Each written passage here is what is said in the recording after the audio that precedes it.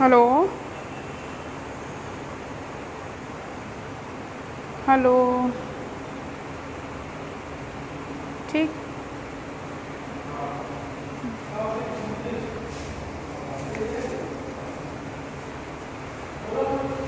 Good morning students. आपका ये first paper है वर्तमान भारतीय समाज एवं प्रारंभिक शिक्षा।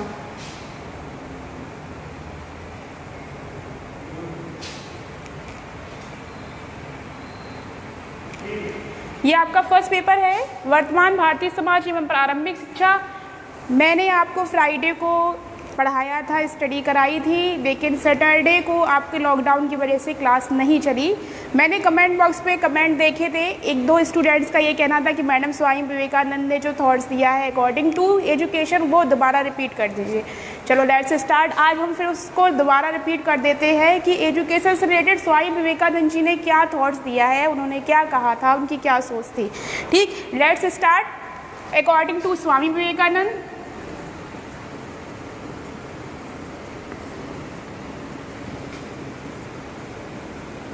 अकॉर्डिंग टू स्वामी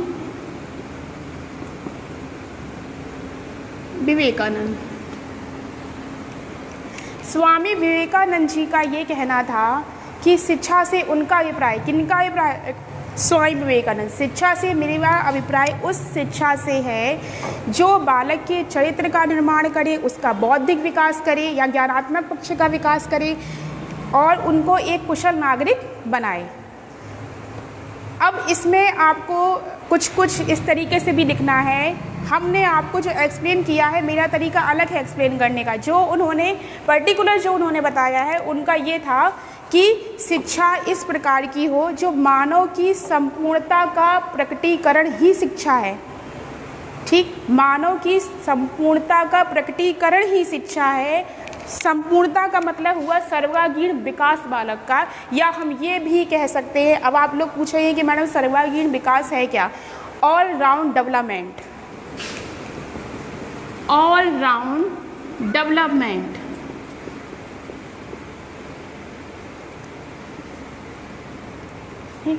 संपूर्णता का प्रकटीकरण ही शिक्षा है, मतलब बालक का इस प्रकार से विकास किया जाए कि वो सर्वांगीण विकास हो उसका।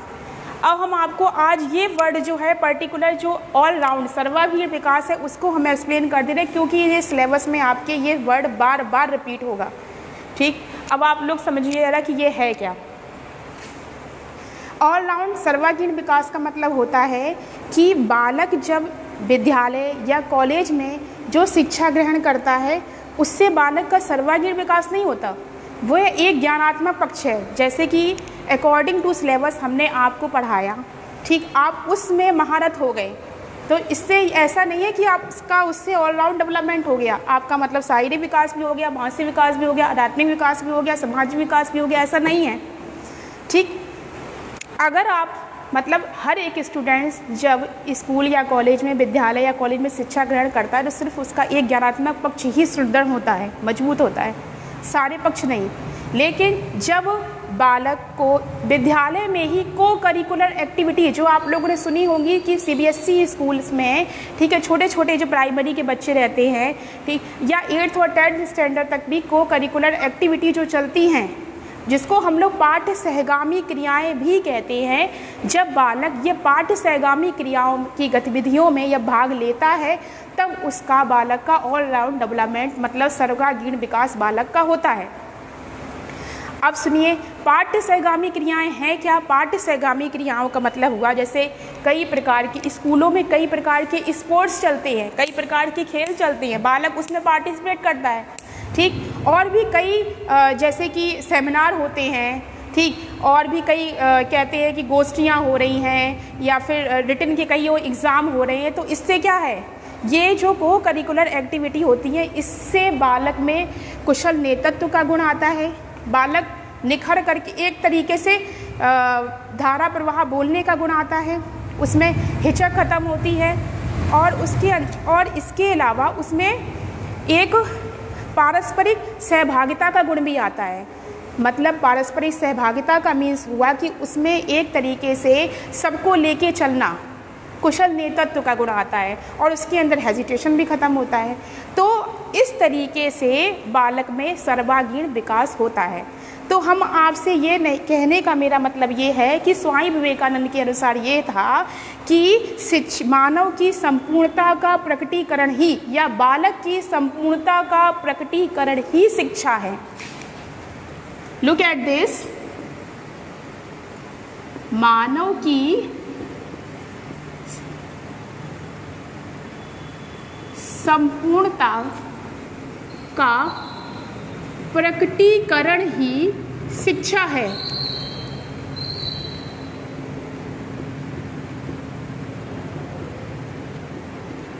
अब ये संपूर्णता का मतलब हो गया ऑल राउंड डेवलपमेंट, मतलब कि बालक का सर्वांगीण विकास।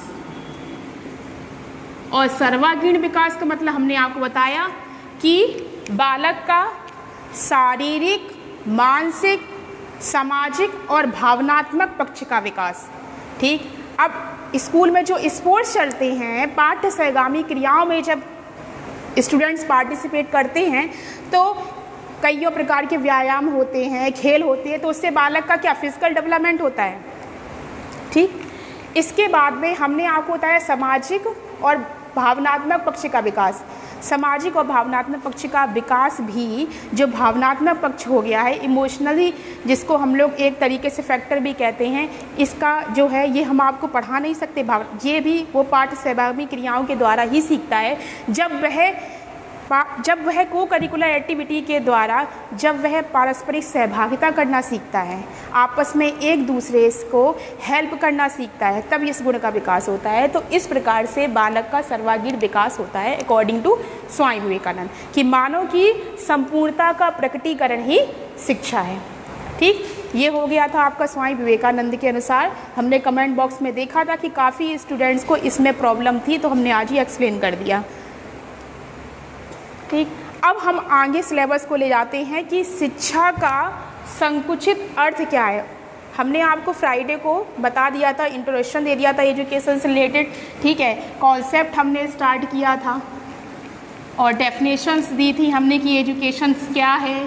अब आज हम आपको बताते हैं कि शिक्षा का संकुचित अर्थ क्या है। नैरो मीनिंग्स ऑफ एजुकेशन, शिक्षा का संकुचित अर्थ।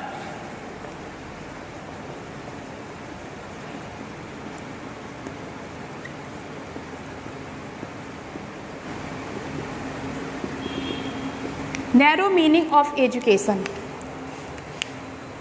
शिक्षा के भी 3 हैं टाइप्स, प्रकार हम जो हैं वो 3 हैं। एक तो संकुचित अर्थ हो गया, narrow meaning of education. Second आता है व्यापक अर्थ, ब्रॉड मीनिंग ऑफ एजुकेशन।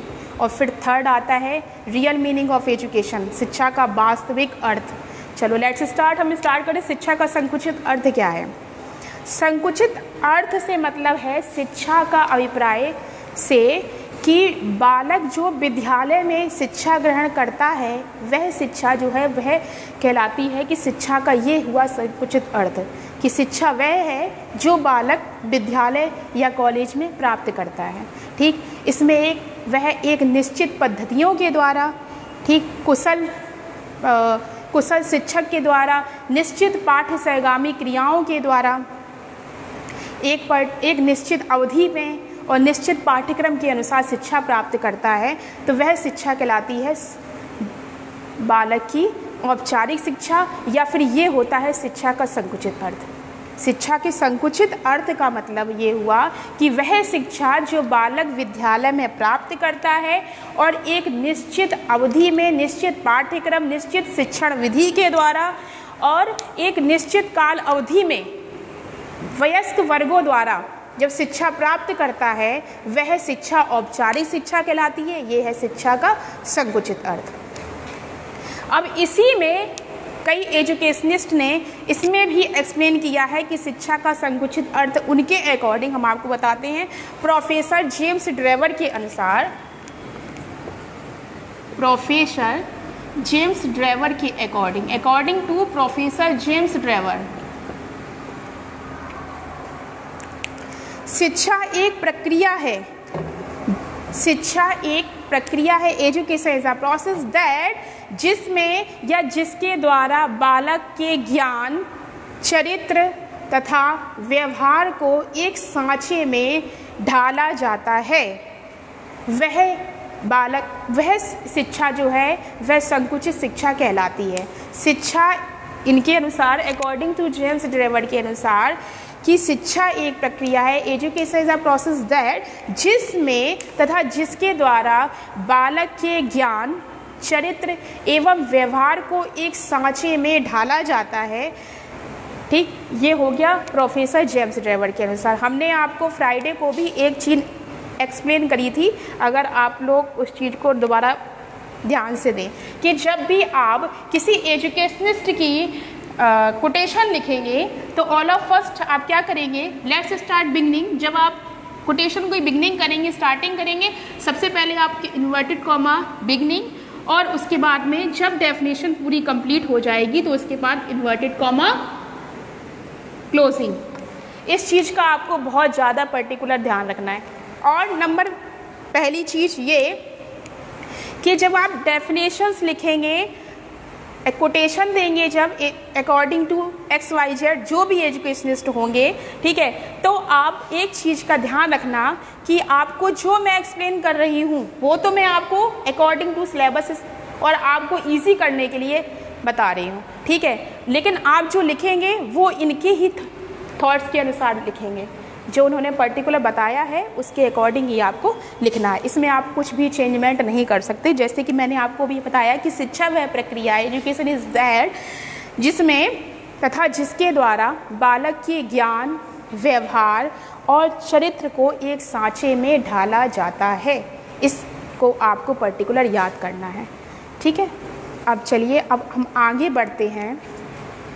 शिक्षा का व्यापक अर्थ, ये आपको क्लियर हो गया। शिक्षा का संकुचित अर्थ, कि शिक्षा का संकुचित अर्थ में नैरो मीनिंग ऑफ एजुकेशन वह शिक्षा जो बालक को विद्यालय में प्रदान की जाती है, कॉलेज में प्रदान की जाती है, जिसमें बालक एक निश्चित अवधि, निश्चित पाठ्यक्रम और वयस्क वर्गों द्वारा शिक्षा प्राप्त करता है, उसको हम शिक्षा का संकुचित अर्थ कहलाता है। प्रोफेसर जेम्स ड्रेवर के अनुसार आप कोई भी जब आपसे पूछा जाएगा 1 या 2 नंबर में, वैसे ये वाला क्वेश्चन जो इस टाइप के क्वेश्चन जो रहते हैं ये 2 नंबर में पूछे जाते हैं, तब आप इसमें जब आंसर देंगे उसके साथ में आप एक कोटेशन भी डालेंगे।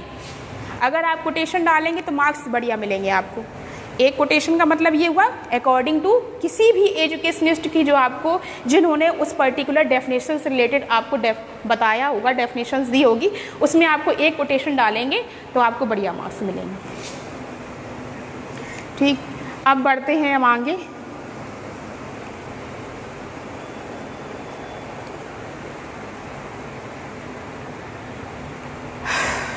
शिक्षा का व्यापक अर्थ,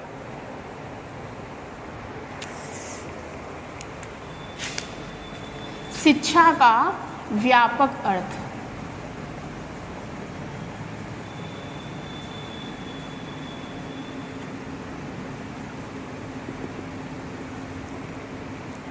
अभी आपने संकुचित अर्थ पढ़ा था, नैरो मीनिंग ऑफ एजुकेशन, अब आप इसमें पढ़ेंगे शिक्षा का व्यापक अर्थ, ब्रॉड मीनिंग ऑफ एजुकेशन। अब इसमें क्या है व्यापक अर्थ में, अब फिर वही वर्ड आएगा सर्वांगीण विकास। अब सुनिए मेरी बात को ध्यान से, लिसन टू मी केयरफुली। मनुष्य का सर्वांगीण विकास के लिए शिक्षा अति आवश्यक है। ठीक, मतलब कि शिक्षा के व्यापक अर्थ में कि बालक का सर्वांगीण विकास, ऑल राउंड एजुकेशन या ऑल राउंड डेवलपमेंट जो है वही शिक्षा है। ठीक, मनुष्य का सर्वांगीण विकास के लिए शिक्षा अति आवश्यक है। यह जीवन पर्यंत चलने वाली प्रक्रिया है। जब बालक जन्म लेता है तब से लेकर के मृत्यु पर्यंत तक यह प्रक्रिया चलती रहती है और इसमें कोई नियमबद्धता नहीं है, ना ही कोई पर्टिकुलर टाइम है कि आपको पर्टिकुलर इस काल अवधि पे ये शिक्षा दी जानी है। ये अनौपचारिक शिक्षा कहलाती है, इनफॉर्मल एजुकेशन, जो हमने आपको एक बार एक्सप्लेन भी किया था कि इनफॉर्मल एजुकेशन वह शिक्षा होती है जो कहीं भी किसी भी समय किसी के भी द्वारा प्राप्त की जाती है, वह शिक्षा अनौपचारिक शिक्षा कहलाती है। औपचारिक शिक्षा होती है जो पर्टिकुलर बालक विद्यालय में एक निश्चित काल अवधि और एक निश्चित पाठ्यक्रम अकॉर्डिंग टू सिलेबस जो प्राप्त करता है शिक्षा, वह कहलाती है फॉर्मल एजुकेशन, मतलब औपचारिक शिक्षा। तो इसके शिक्षा के व्यापक अर्थ में ये है कि मनुष्य के सर्वांगीण विकास के लिए, ऑलराउंड डेवलपमेंट के लिए शिक्षा अति आवश्यक है। यह जीवन पर्यंत चलने वाली लॉन्ग लाइफ प्रोसेस है और इसमें शिक्षा ग्रहण करने के लिए कोई नियमबद्धता नहीं होती है और ना ही ये कोई पूर्व नियोजित है। ये कहीं भी किसी भी समय किसी के भी द्वारा प्राप्त की जा सकती है और यह कंटिन्यूअस प्रोसेस है, यह कंटिन्यूअस चलती रहती है। इसका कोई कहीं पे भी पूर्ण विराम नहीं है कि ये यहाँ पे ख़त्म हो गई है ना, ये कंटिन्यू चलती रहती है। ऐसा थोड़ी ना है कि एक बालक ही पर्टिकुलर शिक्षा प्राप्त करता रहता है। आप कोई बालक पर्टिकुलर शिक्षा प्राप्त नहीं करता है। जैसे कि हमें किसी ने टोक दिया किसी बात को लेकर कि आप इसको करिए तो वो पहले से या आप जो कर रहे हैं उससे वो बेटर होगा, ये भी एक शिक्षा है। किसी ने पर्टिकुलर हमें कहीं टोक दिया या हमें कोई गुड एडवाइस दी तो वो भी एक शिक्षा है। तो उसका कोई पर्टिकुलर टाइम तो है नहीं है कि कोई एक निश्चित काल अवधि है कि अकॉर्डिंग टू सिलेबस है, ऐसा कुछ भी नहीं है। कहीं भी किसी भी समय किसी के भी द्वारा प्राप्त की जा सकती है वह शिक्षा, यही शिक्षा अनौपचारिक शिक्षा कहलाती, इनफॉर्मल एजुकेशन कहलाती है। और आपको फॉर्मल एजुकेशन और इनफॉर्मल एजुकेशन ये भी आपके सिलेबस में है, लेकिन हम आपको और ज़्यादा एक्सप्लेन करेंगे आगे अकॉर्डिंग टू सिलेबस। ठीक, अब हम आगे बढ़ते हैं कि शिक्षा का अर्थ, इसी व्यापक अर्थ में शिक्षा का अर्थ जो है वो ऐसे वातावरण का निर्माण करना है जिसमें कि बालक की अंतर्निहित शक्तियों का विकास हो सके। ऐसा एटमॉस्फेयर तैयार करना जिससे कि बालक की अंतर्निहित शक्तियों का विकास हो, मतलब कि डेवलपमेंट ऑफ इनर पावर्स, बालक की डेवलपमेंट ऑफ इनर पावर्स, मतलब कि मनुष्य की अंतः शक्तियों का विकास हो सके। ठीक, ये हो गए आज आपकी संकुचित अर्थ शिक्षा का और ये हो गया व्यापक अर्थ। अब आगे बढ़ते हैं हम कि शिक्षा का वास्तविक अर्थ क्या है। शिक्षा का वास्तविक अर्थ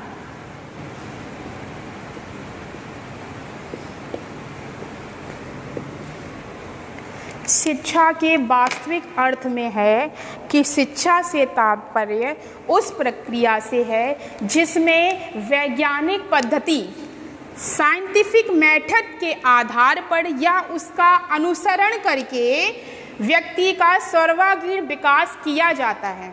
साइंटिफिक मेथड के द्वारा या फिर हम उसको अनुकरण करके, उसको अपना करके बालक का सर्वांगीण विकास किया जाता है, ऑल राउंड डेवलपमेंट किया जाता है। यह कहलाता है शिक्षा का वास्तविक अर्थ, रियल मीनिंग्स ऑफ एजुकेशन। ठीक, अब एक बार हम आपको फिर रिपीट कर देते हैं कि शिक्षा के तीनों अर्थ में क्या क्या डिफरेंस है। ठीक, अब ध्यान से सुनिए। शिक्षा का संकुचित अर्थ, उसके बाद हमने बताया शिक्षा का व्यापक अर्थ, अब एट लास्ट शिक्षा का वास्तविक अर्थ। ठीक, ऑल ऑफ फर्स्ट शिक्षा के संकुचित अर्थ में क्या था कि संकुचित अर्थ के अनुसार शिक्षा का अभिप्राय वह शिक्षा जो बालक को विद्यालय में प्रदान की जाती है और एक निश्चित पाठ्यक्रम और एक निश्चित काल अवधि वयस्क वर्गों द्वारा प्रदान की जाने वाली शिक्षा जो है विद्यालय में, वो हो गई शिक्षा का संकुचित अर्थ और पूर्व निश्चित योजना के आधार पर प्रदान की जाती है।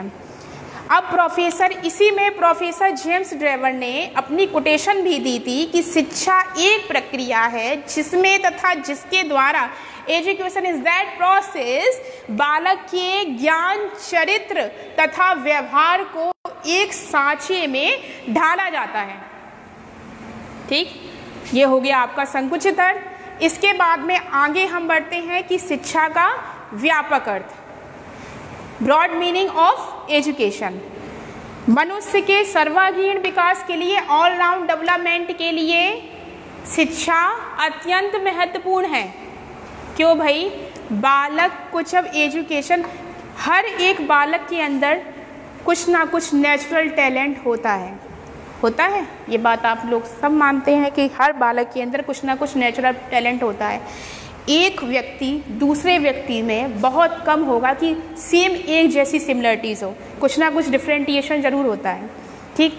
लेकिन ऐसा भी नहीं है कि आप ये भी नहीं कह सकते कि वो टोटल बहुत इंटेलिजेंट है और वो टोटल बेवकूफ़ है, ऐसा कुछ नहीं है। हर व्यक्ति के अंदर, हर बालक के अंदर कोई ना कोई नेचुरल टैलेंट ज़रूर होता है। बस शिक्षा के द्वारा उस नेचुरल टैलेंट को प्रखर, मतलब कि उसको, उस नेचुरल टैलेंट को उसको उभारा जाता है, ठीक।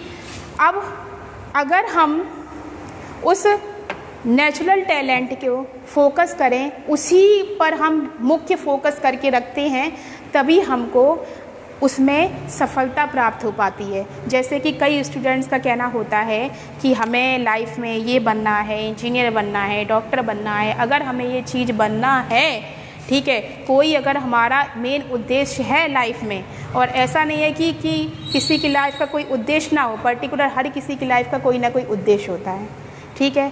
और उद्देश्य होता भी है और एक नेचुरल टैलेंट भी होता है। वही नेचुरल टैलेंट की वजह से उसके अंदर एक प्रखर और एक व्यक्ति से दूसरे व्यक्ति में उसमें अंतर होता है, ठीक। तो आप लोग जो बीटीसी में, डीएलएड में आप लोग टीचिंग के थ्रू स्कूल मिलते हैं, आप लोग पढ़ाने के लिए जाते हैं, तो उस जगह पे आप एक शिक्षक होते हैं, आपको उन बच्चों को पढ़ाना होता है। आप ये सिलेबस ही पढ़ रहे हैं तो इसमें भी आपको क्या, टीचर ही बनना है, ठीक है। तो ये बात आप हमेशा ध्यान में रखिए कि शिक्षक में ये गुण अवश्य होने चाहिए, मतलब कि आप में यह गुण अवश्य होना चाहिए कि आप बालक को वह शिक्षा ना दें जो आप देना चाहते हैं, आप बालक को वह शिक्षा दें जो वह प्राप्त कर सकता हो और जो ईजिली वह चीज़ को समझ सकता हो और जो उसको आगे जाकर के उसके नेचुरल टैलेंट को निखार सके, ठीक। यही स्वामी विवेकानंद का थॉट्स था, वो यही उनका एक शिक्षा की उनकी फ़िलॉसफी अलग थी। उनका ये आज की शिक्षा जो है एट दैट टाइम जो शिक्षा चल रही है, जो मॉडर्न एजुकेशन है, वह इस शिक्षा के बिल्कुल खिलाफ है कि आज की शिक्षा के हिसाब से बस आप जीविकोपार्जन का साधन बन जाए हो, पैसा कमाने लगो, अपनी जीविका जुटाने लगो शिक्षा के द्वारा। यह सिर्फ एकमात्र क्या है, यह शिक्षा, इस प्रकार की शिक्षा को विरोध करते हैं, ठीक। चलिए अब आगे बढ़ते हैं।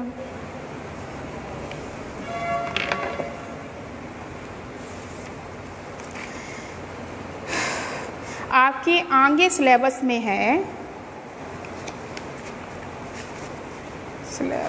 है नेचर ऑफ एजुकेशन, शिक्षा की प्रकृति। शिक्षा की प्रकृति में आपको देखना है कि शिक्षा में की प्रकृति या उसका नेचर है कैसा।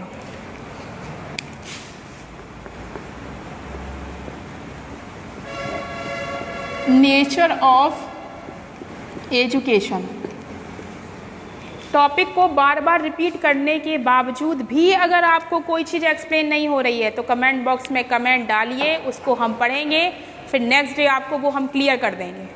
वैसे मेरी समझ से तो आपको प्रॉब्लम नहीं आनी चाहिए, ठीक। शिक्षा की प्रगति में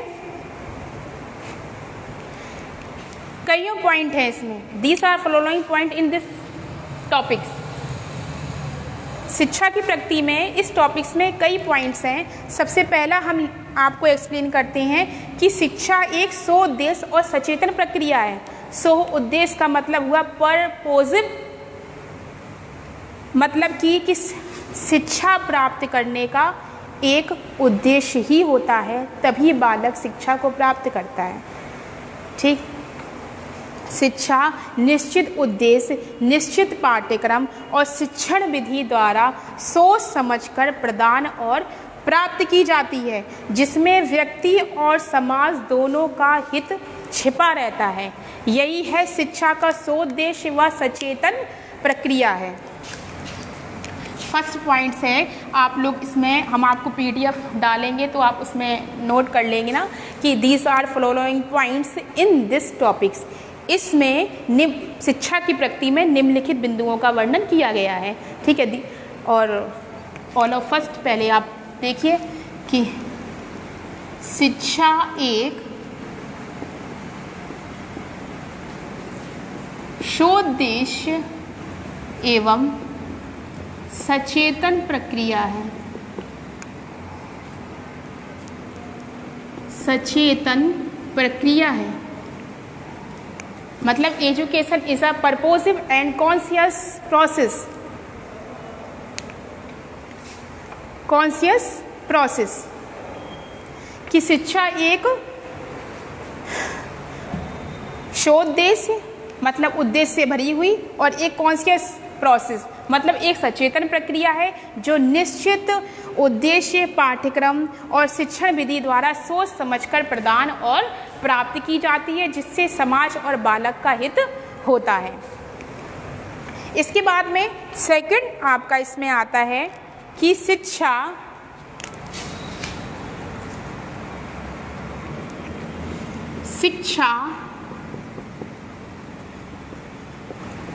अंतर्शक्तियों का विकास है। इट मीन्स मतलब education is the development of inner powers. ठीक, अंतर्निहित शक्तियों का विकास है। शिक्षा बालक में अंतर्निहित शक्ति जो है उनका सर्वांगीण विकास, all round development of inner powers. अंतर्निहित शक्तियों का विकास मतलब हुआ कि बालक का सर्वांगीण और पूर्ण विकास। सर्वांगीण और पूर्ण विकास का मतलब वही हुआ बालक का शारीरिक, मानसिक, आध्यात्मिक, सामाजिक, नैतिक ठीक विकास। बालक के ऊपर हम कोई भी चीज़ ज़बरदस्ती प्रेशराइज करके उसको हम नहीं पढ़ा सकते, ना हम उसके ऊपर कोई चीज़ ज़बरदस्ती ला सकते हैं। उसके सबसे पहले हमें उसकी इनर पावर्स जो है उसको डेवलप्ड करना पड़ेगा। ठीक है, तभी हम आप उसको कोई चीज़ समझा पाएंगे। इसके बाद में नेक्स्ट आपकी आती है, इसके बाद में नेक्स्ट आता है कि शिक्षा विकास की प्रक्रिया है। Education is the process of development. Education is the process of development. शिक्षा विकास की प्रक्रिया है। आगे हम इसमें नोट कर दें।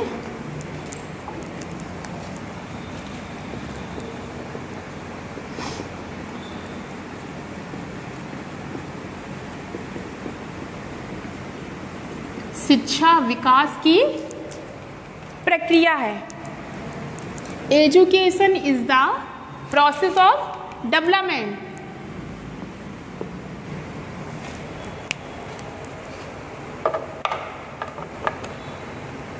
देखो, अभी हमने आपको पिछले टॉपिक में बताया था कि बालक या व्यक्ति सबके अंदर कुछ ना कुछ नेचुरल टैलेंट होता है, जन्मजात कुछ प्रवृत्तियां होती हैं जो एक बालक को दूसरे बालक से अलग बनाती हैं।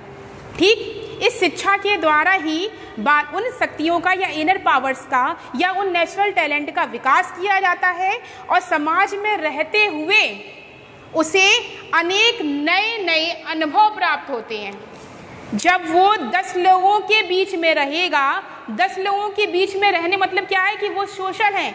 आपको पता है कि human is a social animal, सामाजिक है। ये जो सोशल वाला जो गुण है यही सामाजिक गुण उसको पशु से भिन्न बनाता है। ठीक है, वरना लिविंग थिंग्स तो एनिमल्स भी हैं, लिविंग थिंग्स तो ह्यूमन भी हैं। ठीक है, ह्यूमन बींग्स, लेकिन जो यह जो गुण है उसका वो एनिमल से उसको अलग बनाता है, सामाजिक गुण। ठीक, और सामाजिक गुणों का विकास क्वालिटीज ऑफ सोशल जो है, या आप ये भी कह सकते हो कि डेवलपमेंट ऑफ सोशल क्वालिटीज तभी होती हैं जब वो बालक 10 या 20 लोगों के बीच में जुड़ा होता है, तभी उसका सामाजिक विकास होता है। तो मेरा कहने का मतलब यही है कि बालक या व्यक्ति हर एक कुछ ना कुछ जन्मजात प्रवृत्तियां होती हैं, या कुछ नेचुरल टैलेंट होते हैं, या फिर जन्मजात कुछ शक्तियां हैं जो संभावनाओं को लेकर के जन्म लेता है। शिक्षा के द्वारा उनको शक्तियों का विकास किया जाता है, डेवलपमेंट ऑफ इनर पावर्स, किसके थ्रू? Bye education. समाज में रहते हुए उसे अनेक नए नए अनुभव प्राप्त होते हैं। इन अनुभव मतलब इन एक्सपीरियंस के थ्रू ही वह उसके व्यवहार में परिवर्तन होता है, चेंजमेंट ऑफ बिहेवियर, उसके स्वभाव में परिवर्तन होता है, चेंजमेंट ऑफ बिहेवियर, और इसी तरीके से उसके बालक का विकास होता है। समाज में रहते हुए कई चीज़ों को सीखता है और सीख करके ही इस तरीके से उसका विकास होता है। ये हो जाता है कि शिक्षा विकास की एक प्रक्रिया है। शिक्षा केवल विद्यालय में प्रदान करने वाली नहीं है, प्रदान की गई वही अकेले शिक्षा है। बालक या मनुष्य में बहुत सारे फैक्टर हैं, मोर मैनी फैक्टर्स, जो उस पर इफेक्ट डालते हैं। ठीक है, मेरी बात समझ रहे हैं कि एजुकेशन को ही पर्टिकुलर ऐसा नहीं है कि वो सिर्फ विद्यालय में ही प्राप्त कर रहा है। कई फैक्टर्स होते हैं जो उन फैक्टर्स के थ्रू वो कुछ ना कुछ सीखता है, वह सब शिक्षा के अंतर आता है। ठीक है, मेरा कहने मतलब ये है कि शिक्षा एक ऐसा नहीं है जो पर्टिकुलर विद्यालय में प्रदान की जाती है। शिक्षा एक ऐसी प्रक्रिया है, यह ऐसा है शिक्षा के द्वारा जो बालक कहीं ना कहीं किसी ना किसी के थ्रू प्राप्त करता है। कई प्रकार के फैक्टर हैं जिसके द्वारा वह चीज़ों को सीखता है, वह सब शिक्षा के अंतर्गत आता है।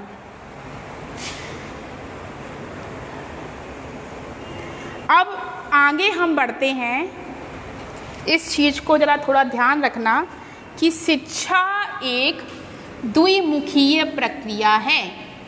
Education is the bipolar process.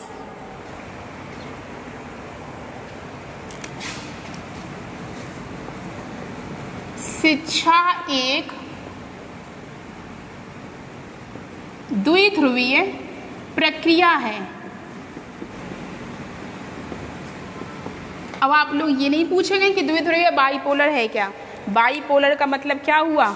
शिक्षक और बालक, मतलब एजुकेटर और एजुकेंट। एजुकेटर मतलब हुआ गया हम आपको एक्सप्लेन कर रहे हैं, समझा रहे हैं। एजुकेंट आप बैठे और हमसे सीख रहे हैं। ठीक, शिक्षा की प्रक्रिया में शिक्षक और विद्यार्थी दोनों को परस्पर सक्रिय सहयोग देना पड़ता है। अगर आप हमें सपोर्ट नहीं दोगे, अभी क्लास में अगर आप बैठ करके तुरंत ही शोरगुल शुरू कर दोगे, ठीक है, तो कहीं ना कहीं क्लास में डिस्टरबेंस होना शुरू हो जाएगा। हम भैया अच्छे से एक्सप्लेन नहीं कर पाएंगे। हम एक्सप्लेन नहीं कर पाएंगे तो हम आपको क्लास से बाहर कर देंगे, जो कि हमेशा ही होता है ना। तो यही एक द्विध्रुवीय प्रक्रिया है। द्विध्रुवीय प्रक्रिया का मतलब हुआ कि जिसमें शिक्षक और बालक एक दूसरे को परस्पर सहयोग देते हैं, और यह एडम्स का कहना था। इस चीज़ को याद रखना, ये 1 नंबर के क्वेश्चन में पूछा जाता है। ये इस तरीके से क्वेश्चन पूछा जाएगा, शिक्षा एक द्विध्रुवीय प्रक्रिया है। यह कथन किसका है? तो अगर आपने पढ़ा होगा तो बता दोगे, नहीं पढ़ा होगा तो नॉर्मल सी बात तुक्का लगाओगे। अकॉर्डिंग टू एडम्स, एडम्स के अनुसार, एडम्स का ही कहना था कि शिक्षा एक द्विध्रुवीय प्रक्रिया है, कि education is a process of education. Adams के अनुसार शिक्षा एक द्विध्रुवीय प्रक्रिया है जिसमें कि एक व्यक्ति दूसरे व्यक्ति के विकास के लिए कार्य करता है। एक व्यक्ति दूसरे व्यक्ति के विकास के लिए कार्य करता है, ठीक, और वह इस कार्य में तभी सक्सेस हो पाता है जब सामने वाला सेकंड पर्सन उसको कोई ना कोई, जैसे कि आप हमारे साथ में हमारी बात को बहुत ध्यान से सुनते हैं, ठीक है, कि मैडम क्लास से बाहर ना कर दें, जो कि मैडम हमेशा कर देती हैं। डिस्टरबेंस जो हमें पसंद ही नहीं है। जब आप हमें सहयोग देते हो तभी तो हम आपको क्लास में समझा पाते हैं, ठीक है। तो इसी प्रकार से शिक्षा एक द्विध्रुवीय प्रक्रिया है अकॉर्डिंग टू किनके अनुसार? एडम्स के अनुसार। और इस चीज़ को पर्टिकुलर PDF फाइल देंगे, उसमें आप नोट्स बनाना, तो उसमें नीचे अंडरलाइन कर लेना ध्यान से। 1 नंबर के क्वेश्चन ये पेपर में रखा हुआ है, ठीक है, कि शिक्षा द्विध्रुवीय प्रक्रिया है। यह कथन किसका है? तो यह कथन एडम्स का है कि शिक्षा एक ध्रुवीय प्रक्रिया है। ध्रुवीय का मतलब होता है कि ध्रुव, बाइपोलर मतलब शिक्षक और बालक, ठीक। एजुकेटर एंड एजुकेंट, एजुकेटर हम हो गए शिक्षक, एजुकेंट जो आप हमसे शिक्षा प्राप्त कर रहे हैं, ठीक। ये हुआ। इसके बाद में आपका इसी में नेक्स्ट आगे हम बढ़ते हैं, ये भी tripolar, education is a tripolar process की शिक्षा ध्रुवीय पढ़ाया था, त्रिध्रुवीय प्रक्रिया है। शिक्षा एक त्रिध्रुवी प्रक्रिया है। Education is a tripolar process.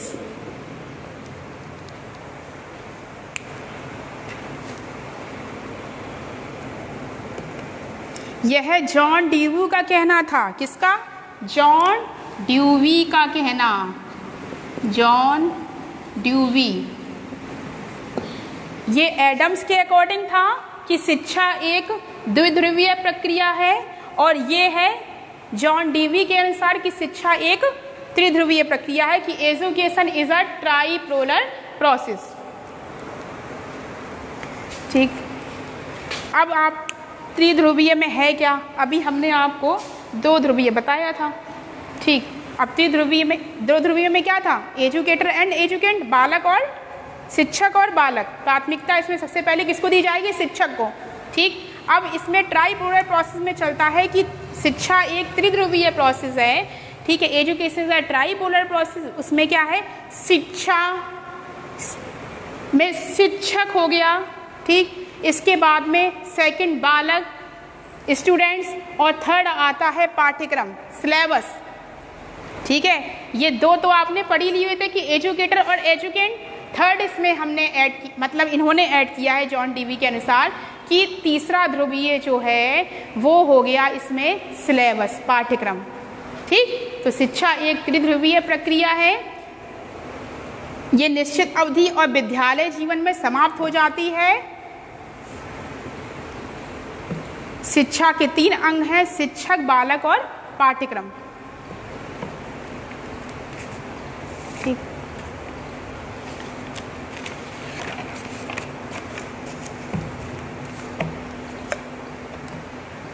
अब आज हमने आप लोगों को इतना एक्सप्लेन कर दिया है, ठीक। कल हम आपको नेक्स्ट आगे के टॉपिक बताएंगे, एम्स ऑफ एजुकेशन की शिक्षा के उद्देश्य क्या हैं, ठीक है। और शिक्षा के उद्देश्य ही आपकी काफ़ी हैं, तो इस चीज़ को आप ध्यान रखना, ठीक है, कि अभी हमने जो आपको टॉपिक पढ़ाया है उससे रिलेटेड कौन कौन से 1 नंबर के क्वेश्चन पूछे जा सकते हैं। जैसे कि ये हो गया आपका, ठीक। बंद तो किया नहीं, बंद करो।